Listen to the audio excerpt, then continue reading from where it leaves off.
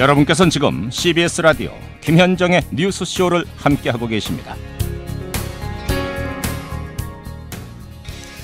고속도로마다 톨게이트가 있죠. 거기서 일하는 요금 수납원의 수는 대략 6,500명입니다. 모두 한국도로공사가 아닌 용역업체 소속이었습니다. 6월 30일부로 그중 1,500여 명이 해고가 됐는데요. 그 다음 날부터 이 1,500여 명은 무기한 농성에 들어가게 됩니다. 지금도 서울 톨게이트와 청와대 앞에서는 1,000여 명의 노조원들이 모여있고 그중 한 40명 정도는 톨게이트 구조물 위로 올라가서 고공농성까지 벌이고 있습니다. 특히 어제는 경부고속도로 하행선 6개 진입로를 점거하는 바람에 20명이 경찰에 연행되기도 했는데요. 요금 수납원들은 주장합니다. 정부가 공공부문 비정규직들을 정규직화하려 하자 한국도로공사가 꼼수를 부린 거다. 이게 무슨 얘기일까요? 직접 들어보죠. 민주연합 톨게이트 지부 박순양 부지부장이 연결이 돼 있습니다. 박순양 부지부장님 안녕하세요. 네, 안녕하세요. 지금도 농성장 계신 거예요? 네, 지금 농성장에서 준비 중이에요. 톨게이트에 계신 분들도 계시고 뭐 청와대 앞에도 계신 걸로 아는데 지금 어디 계신 겁니까? 저는 청와대 앞에 있습니다. 청와대 앞에. 그럼 톨게이트 그 구조물 위에도 한 42명 올라가 계시고 네. 그 밑에는 몇 분이나 계세요? 밑에는 500명에서 700명 조가 대기하고 있어요. 한 6일 된 거죠, 지금 농성이? 네, 그렇죠. 30일부터 시작됐으니까. 그렇죠. 근데 어제는 어떻게 도로 점거까지 하게 된 겁니까? 그 상황에서 연행도 되고 왜 이런 일이 벌어진 거죠? 그 지붕에 올리는 과정에서 경찰이 좀 무리하게 음식물을 훼손했어요. 어떤 식으로요? 그러니까 어제는 저희가 상추가 먹고 싶다는 동지들이 있어서 상추를 올려보는 과정에서 그 상추를 하나하나 헤집어놔서 올라갔는데 먹을 수 없는 상태였답니다. 예. 그래서 경찰한테 이렇게 음식물까지 이렇게 무리하게 검사하는 건 부당하다라고 얘기를 했고 그게 관철되지가 않았어요. 그리고 나서 그날 어떤 일이 벌어졌냐면 또 도로공사 정규직 직원이 예. 조롱하듯이 집회 장소를 조롱하듯이 지나갔다고 합니다. 그래서 사과를 요구했는데 듣지 않았고 그런 거를 얘기하는 과정에서 몇 명의 조합원들이 이렇게 대우받고는 못 산다라고 해서 차로를 뛰어들었는데 그분들을 말리네 아니네 하면서 그냥 같이 다 뛰어드는 상황이에요. 그렇게 된 거군요. 네네. 알겠습니다. 어제 그러니까 도로 점거 상황은 그런 배경으로 우발적으로 벌어진 일이다. 네. 결국 이제 발단은 이 농성의 발단은 해고 아니겠습니까? 해고. 네. 6월 30일자로 부지부장님도 해고 당하신 거죠? 네, 그렇습니다. 예. 어떤 이유로 해고 통보를 받은 겁니까? 정규직 전환하는데 자회사를 선택하지 않으면 해고하겠다라고 했고 저희는 그런 식으로 해고됐습니다. 그러니까 용역업체 소속으로 계속 일하고 있었는데 정부 방침에 따라서 한국도로공사로 다 가게 돼 있는 거죠, 지금. 네. 그런데 자회사를 만들어 놓고 그쪽을 선택하지 않으면 다 해고하겠다 이런 압박이 들어왔다고요? 그렇죠.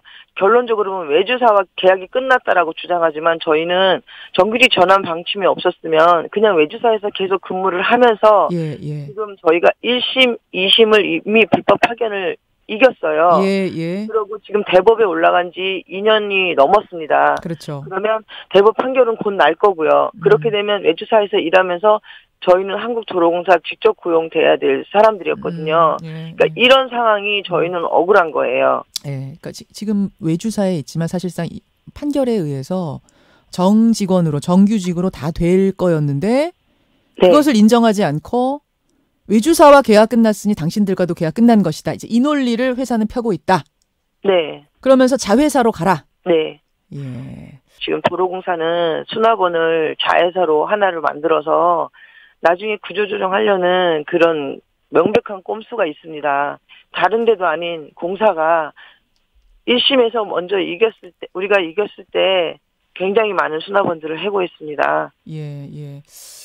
알겠습니다. 그러니까 이미 직접 고용을 1심, 2심 다 승소했으니까 직접 고용을 하는 게 이미 맞았다라는 게 지금 조합원들의 얘기인 거예요. 대법원 하나 남겨두고 있는 상태인데 회사는 그걸 들어주지 않고 오히려 지금 해고를 해버렸다. 이 말씀.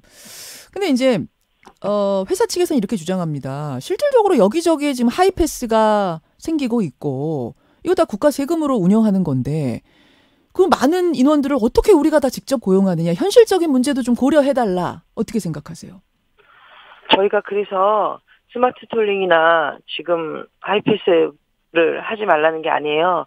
저희 수납원들 연령을 보시면요. 예. 지금 평균 연령이 53세, 57세까지 가고 있어요. 예, 예. 그러면 거의 지금 한 3년 정도 있으면 수납원들의 연령 때문에 자연적으로 인원이 줄어들거든요. 아. 그런 명백한 자료가 있음에도 불구하고 그냥 무조건 정리하려고 하는 그런 상태인 거예요, 도로공사가. 그럼 지금 고용한 분들에 대해서는 은퇴까지는 책임지는 게 맞지 않느냐? 아무리 하이패스 시대가 열려도 그 말씀이세요? 스마트 톨링을 설마 3, 4년 정도 늦게 한다고 해서 큰 무리가 없을 거라 생각하거든요. 그 근거는 1심, 2심에서 이건 직접 고용을 해야 될 문제다라고 판결이 나온 것이 있고 네, 그렇다면 그것에 대해 고용 책임을 져야 되지 않겠느냐 이 말씀이신 거예요? 네, 그렇습니다. 알겠습니다. 일단 회사에서는 자회사를 마련해주고 자회사로 해서 근무하면 되지 않겠느냐 이런 대안을 마련해 놨더군요. 보니까 근로조건은 괜찮아요. 임금 30% 인상, 정년 연장, 주거지에서 출퇴근도 가능하게 하고 인센티브까지 지급을 하겠다. 이 조건이면 받아들이실 수 있는 건 아닌가요? 이런 모든 조건이 수납원들을 회유해서 자회사로 보내려고 하는 게 보여요. 예, 예. 왜냐하면 도로공사는 직접 고용을 가게 되면 수납 업무를 안 주고 조무 업무를 주겠다고 합니다. 수납원들 지금 전국에 있는 수납원들 중에 몸이 불편하신 분들이 40~50%가 됩니다. 우리 지나가시는 국민들은 모르시죠? 예, 예. 네, 일어나서 서서 이제 움직일 때 그런 게 표시가 나요. 그러니까 수납 업무가 아니면 노동을 할 수 없는 분들이 많단 말이에요. 네, 그런 분들한테 수납 업무를 주지 않겠다라고 얘기하고 있는 거는 자회사로 다 모두 보내겠다는 협박이고 자회사를 선택하면 저희는 다시 2, 3년 있다가 해고가 된다는 걸 저희는 알고 있거든요. 왜냐하면 매주사장들이 지금까지 저희를 한 달, 3개월, 1년 이렇게 단위를 잘라서 근로계약을 체결했고 그때마다 저희는 해고의 고통을 겪어야 했어요. 그렇군요. 자회사로 가봤자 뭐 지금 겉으로 보기엔 좋아 보이지만 그 불안정, 신분의 불안정성, 고용의 불안정성은 그대로일 거라고 보시는 거군요. 네, 그렇습니다. 이렇게 1년에 3번씩 근로계약서를 체결하고 근무를 하다 보면요. 그 근로계약서 쓴 그 날이 다가오기 전에 수납원들은 매우 긴장을 합니다. 갑질도 좀 당하셨어요? 저희가 거의 대부분 여성 수납원이잖아요. 그렇죠. 네, 그러다 보니까 회식 자리, 원치 않는 회식 자리에 가야 됐고 그 회식 자리에서 불미스러운 일이 생겨도 말할 수 없는, 성희롱이 생겨도 말할 수 없는 그런 치욕스러운 그런 경험도 있었고요. 저희가 이번 집회를 하면서 수납원들이 1,000명이 넘는 수납원들이 모였을 때 그 자리에 나와서 어떤 분이 이런 말을 했습니다. 회식 자리에서 술을 드신 도로공사 직원과 외주사장을 태워다 줄 수밖에 없는 상황에서 운전을 하고 가는데 뒤에 자리에 있던 도로공사 직원이 운전하는 내 가슴을 만졌다. 그런데도 아무것도 항변할 수 없었고 그 치욕스러움을 어떻게 할 수가 없었다. 그렇게 항변할 수 없는 이유는 항변했다가는 바로 해고입니까? 불이익입니까? 네, 그렇습니다. 어떤 분은 지사 직원에게 인사를 하지 않았다고 지사 직원이 그분을 대놓고 그런 말을 했답니다. 당신 언제 잘리나 내가 잘릴 때까지 가만두지 않을 거야. 괴롭힐 거야. 제가 말을 이렇게 순화하지만 그 순화하지 않은 말을 내뱉을 수가 없기 때문에 제가 말을 못하는 거예요. 그런 것이 그러니까 일부의 일이 아니라 상당히 많이 겪는 일이란 말씀이세요? 네, 그렇습니다. 알겠습니다. 그런 이유로 예전처럼 원래가 도로공사 직원이다가 이제 용역이 된 건데 다시 정부 방침에 따라 도로공사 직원이 되고 싶다라고 외치고 있는 것이고 용역업체와 다를 바 없는 자회사로는 가기 싫다라는 게 지금 농성의 이유다 이런 말씀이에요. 네. 알겠습니다. 여기까지 말씀 듣도록 하지요. 고맙습니다. 네, 감사합니다. 지금 청와대 앞과 톨게이트에서 농성을 벌이고 있는 톨게이트 노조 측의 입장을 먼저 들었고요. 이번엔 도로공사 쪽 입장도 들어보겠습니다. 한국도로공사 김장환 영업처장입니다. 처장님 안녕하세요. 네네, 안녕하십니까. 네. 앞에서 이렇게 노조원들의 얘기를 들어보니까 법원에서 이미 1심, 2심 모두 도로공사가 직접 고용을 해야 된다라고 한 상태인데 직접 고용은 하지 않고 자회사로 몰고 있다. 이것은 부당하다라는 주장이에요. 어떻게 생각하십니까? 현재 대법원에 계류되어 있는 원고 중에서 예. 한 300여 명이 자회사 전환에 반대하는 입장이고요. 예. 수납은 한 1000여 명은 아직도 1심이 진행되고 있습니다. 예. 저희 공사는 대법원 판결이 확정되면은 그 결과를 존중해서 판결 내용에 따라 조치할 계획입니다. 하지만 그 논쟁이 되고 있는 그 불법 파견에 대한 문제는 법원의 세부적인 판단이 필요하기 때문에 대법원 판단뿐만 아니라 예. 또 현재 1, 2심에 계류 중인 소송도 계속 진행될 수밖에 없다라는 것이 공사의 입장입니다. 예, 근데 왜 그 전에 자회사를 만들고 그쪽으로 들어가려고 회유 협박을 하느냐 이렇게 지금 노조원들은 주장을 하는데요. 네, 해유 협박은 한 게 아니고요. 노사가 합의해서 그 자회사에서 임금 용역체 대비 임금 30% 인상, 예. 정년 61세 연장 등을 노사 합의로 결정한 사항입니다. 예. 또 저희가 자회사로 했던 이유는 예. 뭐 아시다시피 모든 업무의 특성이 있습니다. 예. 통역 수납 업무는 고도의 기술을 요하지 않는 단순 반복적인 업무라는 업무 특성, 또 수납원들의 연령 등 인적 어떤 특성, 인사제도 한계요. 종합적으로 고려해가지고 자회사 방식이 가장 합리적이라고 저희 공사가 판단해서 자회사를 추진하게 됐습니다. 지금 회유 협박은 없었다라고 말씀하셨는데 노조의 얘기는 사실 네. 수납원들 중에 몸이 불편한 분들이 많고 연세도 예. 이제 많은 분들이 많아서 수납 업무 외에 다른 업무를 하긴 힘든데 예. 회사 측에서 자회사로 옮기지 않을 경우에는 고속도로 주변 풀 뽑기나 청소 같은 그러니까 수납이 아닌 다른 조무 업무를 시키겠다라고 말을 했기 때문에 네. 불가피하게 자회사를 선택한 사람이 많다. 그리고 네. 임금도 올려주고 여러 조건이 좋은 것처럼 말하지만 사실 자회사는 언제 해고될지 모르는 신분의 불안정성은 지금 용역업체에 있을 때와 다를 바가 없다. 이렇게 주장하시는데요. 통행료 수납 업무는 저희가 7월 1일부터 자회사는 한국도로공사 서비스에서 독점적, 배타적으로 수행하고 있습니다.